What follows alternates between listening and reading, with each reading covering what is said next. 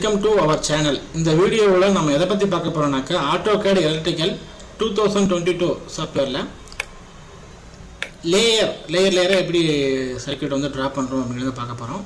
ஒரு diagram draw பண்ணுறது different லேயரில் வந்து நம்ம வந்து செட் பண்ணிக்கலாம். இப்போ ஃபஸ்ட் பார்த்தீங்கன்னாக்கா 0 லேயர் இருக்குது.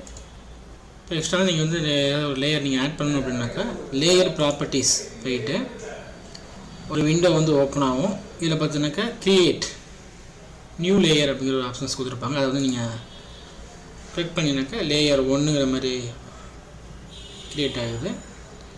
லேயர் 1 அந்த அதே நேம் இருக்கணுன்னாக்கா நீங்கள் அதை கூட ஓகே கொடுத்துக்கலாம். இன்னொரு லேயர் உங்களுக்கு வேணும் அப்படின்னா அதை நீங்கள் கொடுத்துக்குங்க. லேயர் 2 அப்படின்னு இதாக இருக்குது, ஓகே அப்படின்னு கொடுத்துக்குங்க. இதை விண்டோ க்ளோஸ் பண்ணிக்கிங்க. இப்போ நீங்கள் வந்து இதில் பார்த்தீங்கன்னாக்கா நீங்கள் புதுசாக கிரியேட் பண்ணிக்கலாம். லேயர் 1 லேயர் 2 அந்த ஆப்ஷன் காட்டும். நீங்கள் வந்து லேயர் 1 வந்து செலக்ட் பண்ணிக்கிட்டு ஒரு டயக்ராம் வந்து நீங்கள் வந்து இப்போ ட்ரா பண்ணுறீங்கன்னாக்கா ஒரு ஸ்கொயர் பாக்ஸ் ட்ரா பண்ணியிருக்கேன். இந்த இடத்துல வந்து ஒரு இன்னொரு ஸ்கொயர் பாக்ஸ் செலக்ட் பண்ணிக்கிங்க. ஓகே, இப்போ லேயர் 1 பார்த்தீங்கன்னாக்கா 2 பாக்ஸ் வந்து நம்ம வந்து ட்ரா பண்ணியிருக்கோம். இப்போ லேயர் 2 செலக்ட் பண்ணிக்கிட்டு ஒரு சர்க்கிள்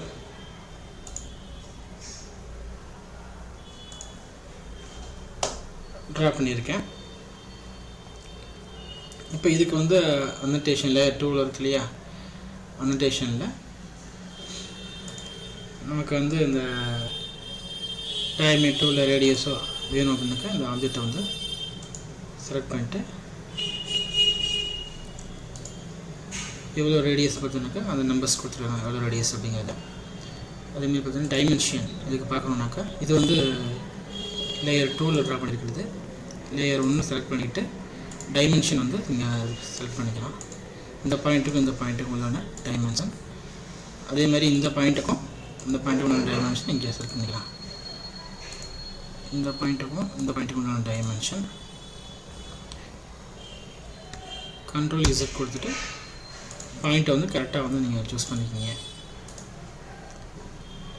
இந்த பாயிண்ட்டுக்கும் இந்த பாயிண்ட்டுக்கும் உள்ளது இங்கே கொடுத்துருக்கேன். ஓகே, இப்போ டைமென்ஷன் வந்து நம்ம வந்து செலக்ட் பண்ணியாச்சு. இப்போ வந்து கலர்ஸ் நீங்கள் சேஞ்ச் பண்ணணும், பார்க்கறதுக்கு கன்ஃபியூஸாக இருக்குது அப்படின்னாக்கா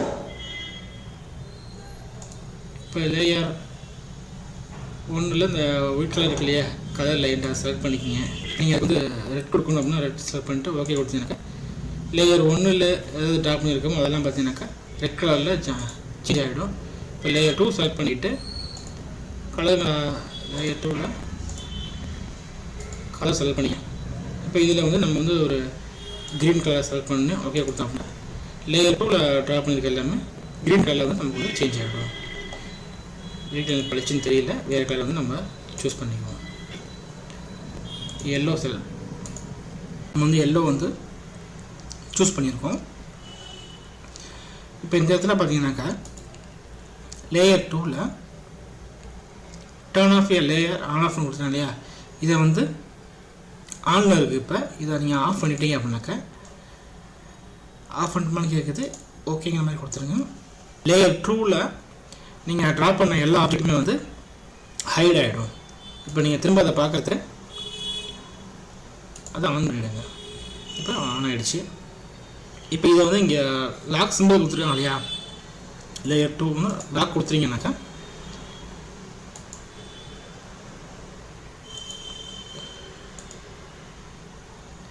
எஸ்கே. இப்போ லேயர் 2 வந்து லாக்கில் இருக்குது. இப்போ நீங்கள் எதாவது சேஞ்சஸ் பண்ணணும், இதெல்லாம் செலக்ட் ஆகுது பாருங்கள் தனித்தனியாக. பட் ஆனால் இது வந்து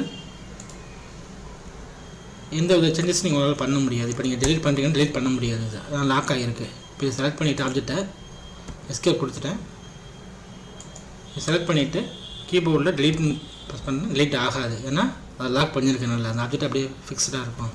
திரும்ப நீங்கள் எடிட் பண்ணுற மாதிரி இருந்துச்சுனாக்கா திரும்ப அந்த லாக்கை வந்து நீங்கள் எடுத்து விட்டீங்க அப்படின்னாக்கா இப்போ நீங்கள் டெலிட் பண்ணிங்கன்னா டெலிட் ஆகிடும். கண்ட்ரோல் இசட் கொடுத்து ப்ரீவியஸ் ஸ்டேஜுக்கு போயிடுங்க. Control Z okay. இந்த மாதிரி நீங்கள் வந்து லேயரை வந்து லாக் பண்ணிட்டீங்கன்னாக்கா அந்த லேயரில் என்னென்ன ட்ரா பண்ணீங்களோ அதெல்லாம் வந்து அப்படியே இருக்கும், எந்த சேஞ்சஸும் பண்ண முடியாது, டெலிட்டும் ஆகாது. அதுமாரி லேயர் ஒன்றுக்கு போயிட்டு அதில் வந்து நீங்கள் வந்து இந்த லாக்கை ப்ரெஸ் பண்ணிங்க அப்படின்னா அது லாக் ஆகிடும். எந்த சேஞ்சஸும் பண்ண முடியாது உங்களால். அதில் லாக் சிம்பிள் காட்டும் உங்களுக்கு. கர்சரை கிட்ட கொண்டு போனாலும் இல்லை ஒரு லாக் சிம்பிள் காட்டும்.